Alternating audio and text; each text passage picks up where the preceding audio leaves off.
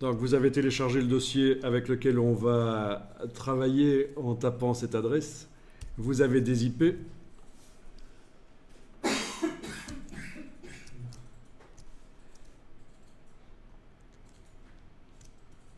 Alors, avec Photoshop, vous allez ouvrir une des deux images de voiture et un des deux motifs.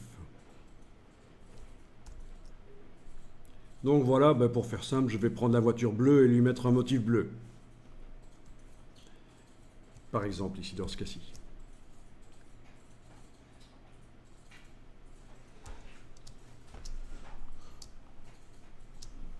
Donc les deux images sont là. Contrôle tabulation pour passer l'une à l'autre.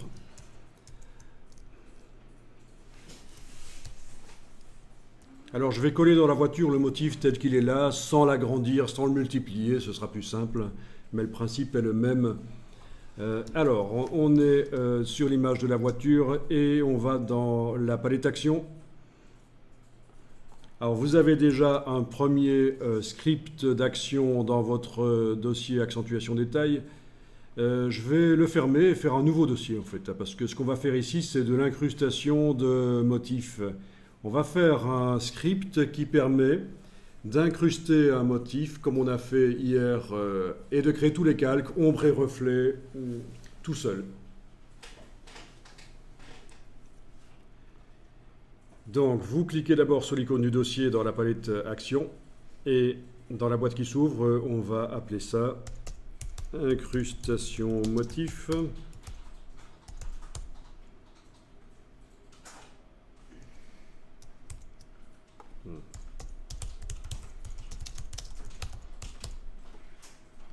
Voilà, peu importe comment vous avez orthographié. Et puis ensuite, ah oui, une des premières choses, il faut savoir que c'est un script particulier, celui que j'ai créé ici. Il est particulier parce que pour qu'il fonctionne, il faudra qu'avant de jouer le script, je sois allé sur l'image d'un motif, sélectionner tout et copier. Donc il faut que dans le presse-papier, dans la partie de l'ordinateur qui sert au transfert d'informations entre les images, dans ce cas-ci, il faut que dans le presse-papier, on ait l'image du motif qui soit déjà chargé. Et donc, une chose qui serait bien à faire, c'est pour le script que je vais faire, d'abord je vais faire le script et puis je vais faire un message d'accueil. Donc on clique sur le bloc de feuilles parce que là c'est un dossier de script, c'est pas un script. Je clique sur le bloc de feuilles et je vais l'appeler incruster texture avec ombre et lumière. Bon, vous appelez ça comme vous voulez. On est quand même limité un peu au niveau de la dimension. Et je clique sur enregistrer, mais tout de suite après je vais cliquer sur le stop. Voilà. Donc le script est là, il est vide. Il n'y a aucune action dans ce script actuellement. Et il est sélectionné. Je travaille sur lui. Photoshop sait que je modifie ce script-là. On va dans le menu de la palette action et on va insérer un point d'arrêt. Voilà, insérer un point d'arrêt. Et il faut cocher l'option autorisation de continuer. Ça veut dire qu'il y aura un message au début du script. Et dans le message, il y aura un bouton continuer pour que le reste du script continue. Alors, là, vous tapez ce que vous voulez, mais moi, je vais taper le texte. Donc, pour que ce script fonctionne, il faut avoir été sur l'image d'un motif répété ou non, avoir fait édition tout sélectionner, puis édition copier.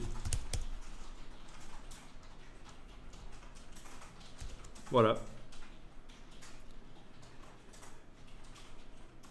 OK.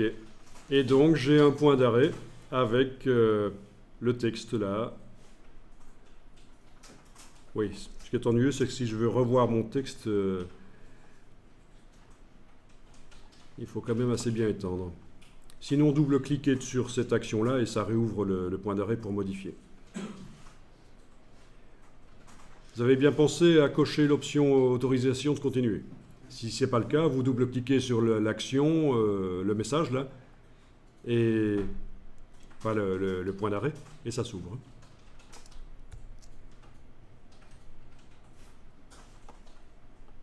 Bien.